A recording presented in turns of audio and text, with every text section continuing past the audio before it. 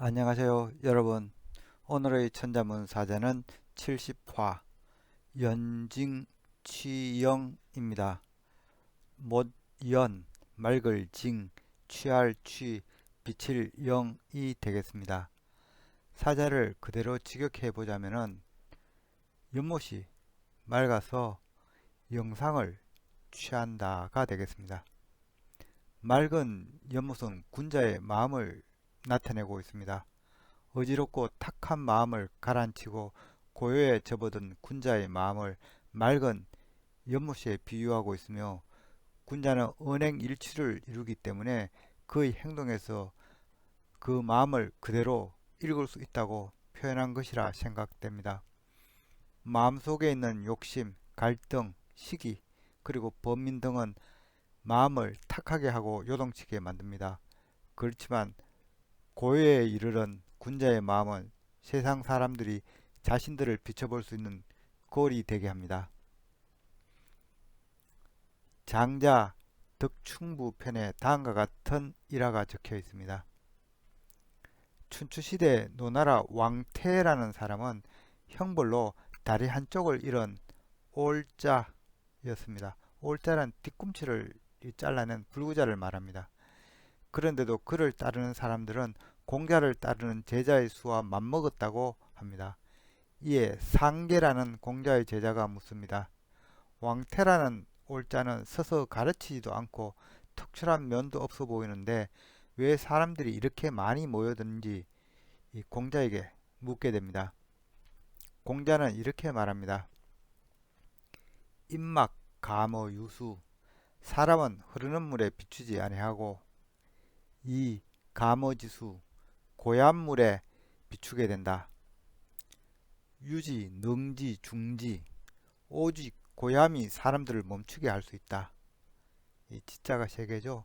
처음 지는 이 고요함을 말하고, 두 번째 지는 이 멈춤을 말하고, 세 번째 지는 이 대중의 이 발걸음을 말합니다. 이 문장에서 즉 이 올자의 이 고요한 마음이 사람들의 걸음을 멈출 수 있게 했다는 말이 되겠습니다. 글귀에서도 보이듯이 이 도가서적에서는 이 가공된 공자의 일화를 삽입하여 도가사상을 강조하는 경우들이 많습니다. 산은 산이요 물은 물이라 말씀하신 성철 스님 말씀이 생각납니다. 군자는 생각한 대로 말하고 말한 대로 행동하기에 있는 그대로 글을 드러낸다 하겠습니다. 그럼 글자에 대해 살펴보도록 하겠습니다. 먼저 못연자를 설명드리겠습니다. 이 자는 삼수변에 이 못연자가 있는 구조죠. 각골자를 보면은 이 사방이 이 네모난 이 틀 안에 이 물숫자가 있는 구조입니다. 이는 물이 고여 있는 갇혀 있는 이 연못을 의미합니다. 건물에서는 물이 흐르는 내가 이렇게 그려지고 있고, 이 중간에 이 넓게 파진 이 물이 이렇게 소용돌이 치는 형태가 그려지고 있습니다. 이는 흐르는 물이 잠시 머무는 용소를 그린 것입니다. 그리고 자연에서 물이 머물고 있다는 것을 명확하게 나타내기 위해서 변에 물숫자가 이렇게 배치되기 시작합니다. 즉, 이 자연은 물이 갇혀있는 웅덩이를 나타냈으나 이후 흐르는 물이 잠시 머무는 이 둥근 용소 형태로 바뀐 것입니다. 그래서 자연의 의미는 못, 소, 웅덩이, 그리고 이후에는 이 흐르는 물이 잠시 머무는 이 용소, 또 이 용소라는 것은 강이나 내의 시발점이 되기도 하기 때문에 그는 출처의 의미도 있습니다. 다음 자는 맑을 징입니다. 이 자는 삼수변의 오를등의 합자입니다. 이 오를등을 보면은 각 골자가 이 양발 아래에 이 그릇이 있는 구조입니다. 이후 이 그릇 아래에는 이 공손이 올리는 이 두 손이 그려져 있습니다. 이 자는 이 덩질 발자죠. 의미가 덩기다는 뜻은 아니고 이 자형은 이 위로 올라가는 이 두 발을 그린 형태입니다. 그래서 그 의미가 걷다, 떠나가다는 의미로 주로 사용되고 있습니다. 그렇지만 이 나중에 이렇게 정립된 형태가 두 사람이 이렇게 등을 지고 있는 모습을 닮았다 해서 읽기를 등길 발로 읽길 따름입니다. 오를등에서 이 양발은 위로 올라가는 것을 의미합니다. 그래서 자영은 이 두 손으로 이 잔을 앞으로 이렇게 올린다는 표현을 나타냅니다. 그래서 일부 건문을 보면은 위로 올라가는 이 두 발 대신에 위로 올라가는 이 계단을 그린 이 언덕불을 이렇게 변에 그려놓은 형태가 있기도 합니다. 소전에 이르러 이 잔을 든 이 두 손은 없어지고 이 잔과 이 두 발의 형태로 고정이 됩니다.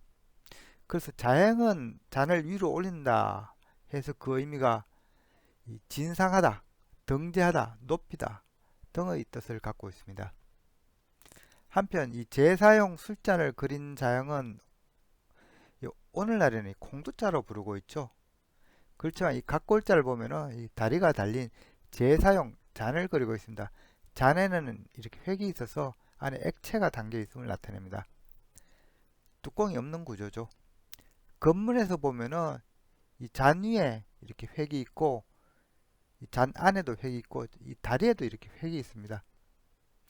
이것은 위에서 부은 물이 이 잔을 거쳐서 이 아래로 흘러내리는 구조를 닮아 있습니다. 이는 콩시루를 연상케 하는데요.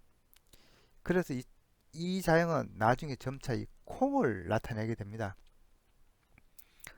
따라서 원래 이 제기를 의미한 자형이 형태가 비슷한 이 콩나물 시루로 변형되면서 이 콩을 나타내는 자형으로 변하게 된 것으로 이 추정이 되나 그 시기는 한나라 때로 보고 있기도 합니다. 그렇지만 당시 이 콩을 나타내는 콩숙자가 따로 있었습니다. 그렇지만 이 콩숙자보다는 이 콩두자가 훨씬 형태가 간단했기 때문에 사람들이 콩을 나타내기 위해서 이 간단한 자형을 더 선호하게 된 것으로 보입니다.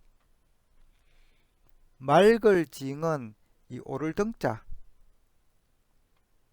이 삼수변이 추가된 것입니다. 결국은 이 물을 위로 올린다는 말이 되는데요. 사실은 이 물이란 것은 상류로 올라갈수록 맑아지는 형태입니다. 그래서 이 위로 올라갈수록 물이 맑아진다는 것을 표현하기 위해 나타낸 자형이 맑을 지잉이 되겠습니다. 그리고 그 의미도 맑다, 맑고 깨끗하다, 안정되다, 정지하다 등의 뜻을 갖고 있습니다. 다음 자는 취할 취입니다. 이 자를 보면은 귀자와 오른손을 뜻하는 또자의 합자입니다.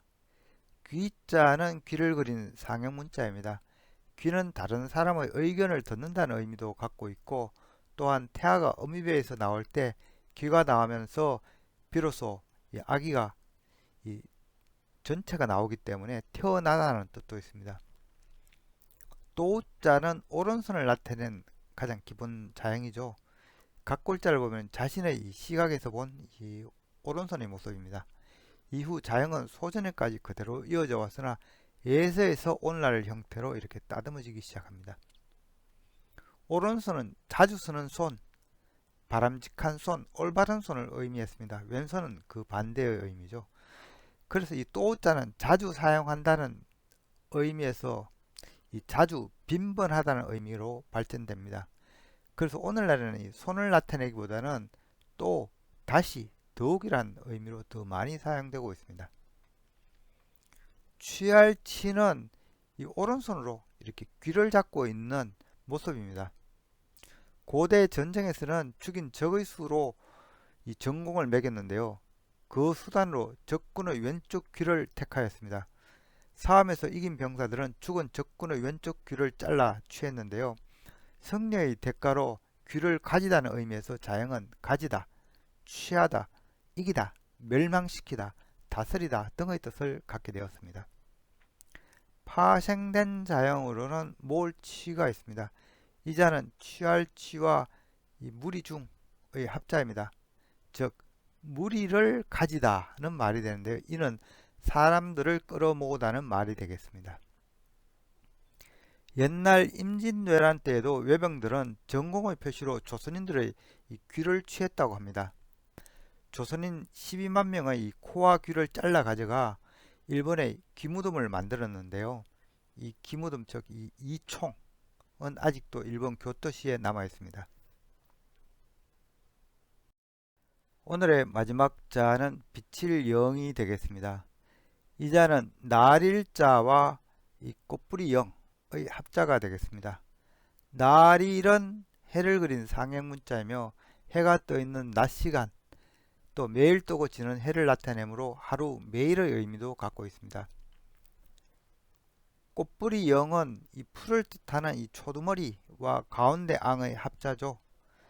가운데 앙은 각 글자를 보면은 큰 대자의 사람이 있고 그 사람의 목에 뭔가 맨 모양입니다. 이는 죄인의 목에 맨 이 형구를 표현한 것이라고 합니다. 죄인의 목에 채우는 이 나무 형틀을 칼이라고 부르는데요. 손에 채우는 족쇄인 추와 합쳐서 만든 단어가 가추죠. 그래서 가추는 죄인을 가두는 형틀을 지칭하는 대명사로 사용되고 있습니다.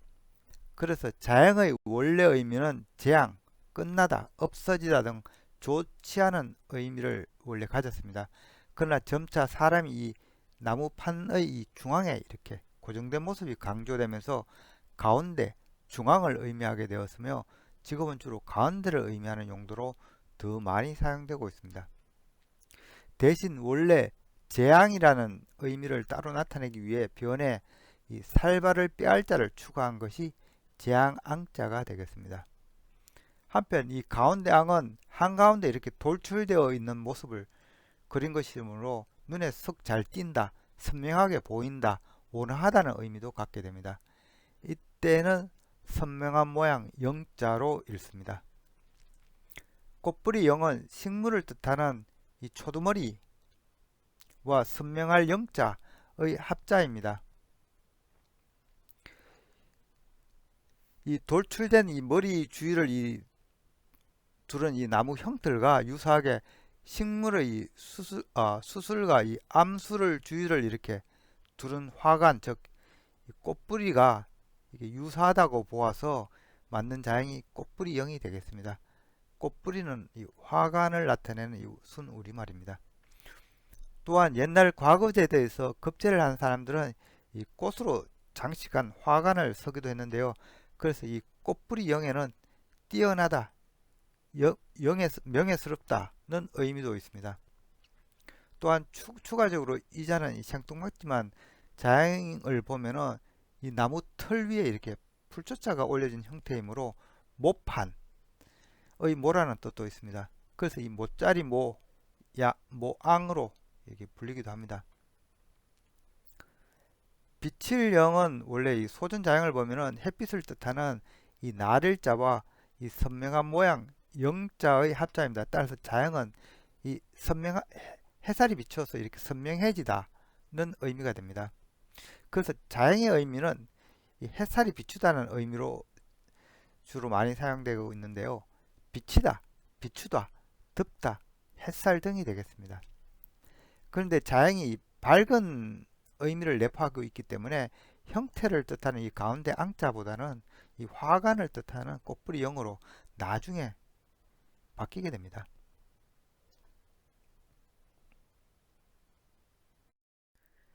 이상으로 오늘의 천자문사자 연징취영 즉 군자의 마음은 맑은 연못과 같으니 사람들이 자신을 비춰보는 거울이 된다는 사자성어를 마치도록 하겠습니다. 장자 덕충부 편에는 다음과 같은 이 공자의 말씀이 적혀 있는데요. 문지왈 다음과 같이 말하는 것을 들어본 적이 있는가? 감명적 진구부지 지적불명야 거울이 깨끗하다는 것은 먼지와 때가 앉지 않은 것이니 티끌이 앉으면 깨끗함이 사라진다. 구요 현자처 정무과 오랫동안 현자와 함께하면 허물이 사라진다.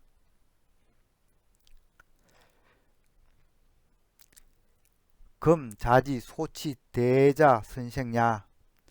이제 내가 큰 것을 취하고자 하는 바는 바로 선생님인데 이 유출은 약시, 불력과호. 오히려 이 같은 말이 나오는 것은 또한 지나치지 아니한가. 이 군자는 만인이 비춰보는 거울이니 군자 곁에 있다 보면 스스로 군자를 닮아 거울처럼 맑아진다는 이 내용이 담겨 있습니다. 지금까지 시청해 주셔서 감사합니다.